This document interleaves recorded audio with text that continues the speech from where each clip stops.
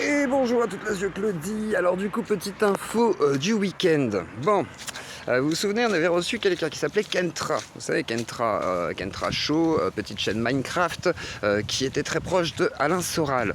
Alors, comme prévu, malheureusement, comme on lui avait dit, parce que bon, il avait été épinglé par Libération, si vous vous souvenez, pour une sorte d'affiliation à Soral. Excusez-moi, je garde mon petit écouteur. Affiliation à Soral, il relayait les boutiques et tout. Bon bref, voilà, petit jeune de 18 ans qui est un peu embrigadé par la pensée d'Alain. Alors bon. Alain, lui, il est en Suisse, alors inatteignable. Par contre, Kentra, il est en France. Et bon, je trouve ça un peu dommage que sa chaîne ait sauté, parce que sa chaîne a sauté. Voilà. La chaîne de Kentra a été sautée par BTA, qui le revendique donc sous mon tweet, de la dernière vidéo de Kentra Show, en débat justement sur l'antisémitisme, etc.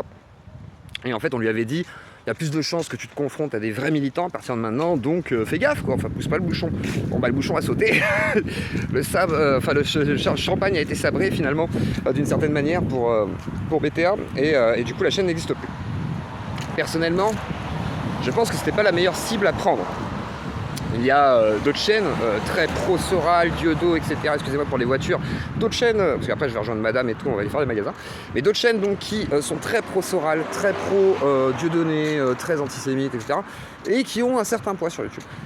Il est vrai que Kentra est un des petits qui commence à se faire peut-être mieux voir, qui connaît mieux les tubes. Donc je peux comprendre, enfin les tubes, qui connaît mieux YouTube, pardon, et qui peut mieux comprendre l'algorithme, etc. Donc c'est vrai que je peux comprendre aussi les militants de l'autre côté qui se disent bon lui il faut le sauter parce qu'il peut être plus dangereux que la moyenne, etc. Et il peut parler à des petits jeunes qui jouent à Minecraft, etc.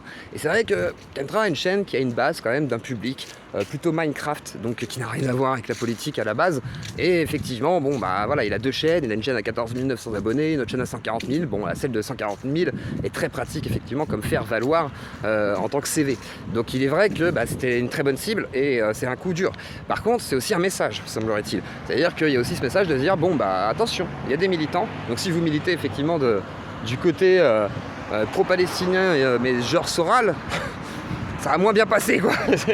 Donc ça se comprend et je trouve ça intéressant comme manœuvre. Alors après le problème c'est que je pense moi personnellement que la censure n'est pas une bonne chose, c'est-à-dire que je suis contre le déplatforming, etc. Même si, je suis contre.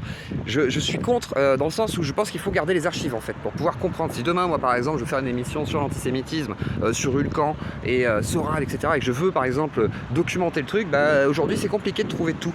Et je pense que malheureusement ça c'est problématique. Après, comme j'ai dit sur mon tweet, c'est toujours mieux de perdre sa chaîne que d'avoir une plainte au cul ou un swatting ou se faire péter la gueule ou je sais pas quoi, tu vois. Enfin, à partir du moment où tu es dans un combat militant, merci beaucoup, combat militant qui peut se passer autant dans la rue que dans les médias et que c'est des trucs assez durs, tu t'attends à une réponse dure, donc le retour de bâton était légitime, malheureusement. Ça veut pas dire que c'est bien, ça veut pas dire que c'est mal, c'est juste que c'était logique.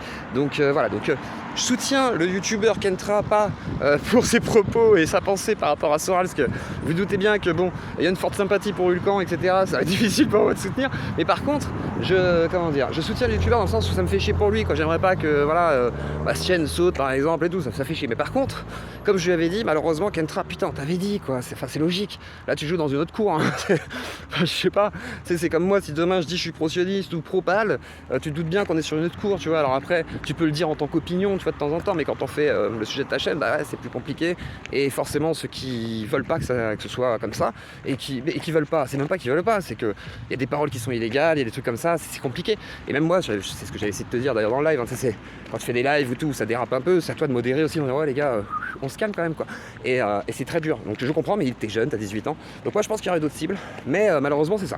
Donc l'info du jour, Kentra Show a bel et bien perdu sa chaîne, 247 000 abonnés, censuré du coup par signalement, du coup parce que contenu inadapté par rapport au public ciblé, etc. Enfin voilà, sûrement d'autres raisons, je ne sais pas. On verra tout ça au fur et à mesure. Mais bon, c'était la petite info, voilà, je suis en balade dehors, puis après là on va aller avec madame en ville. Donc voilà, donc je vous mets ça sur YouTube, la dernière info. Voilà, BTA a fait sauter la chaîne de Kentra. Libération a donc dit vrai sur les 14 000 abonnés et non les 147 000. Donc voilà, des bisous à tous lundi, 18h30, il y a des rediffs ce week-end, cet après-midi, etc. Bref, vous avez tout ce qu'il faut, je vous fais des bisous et à bientôt.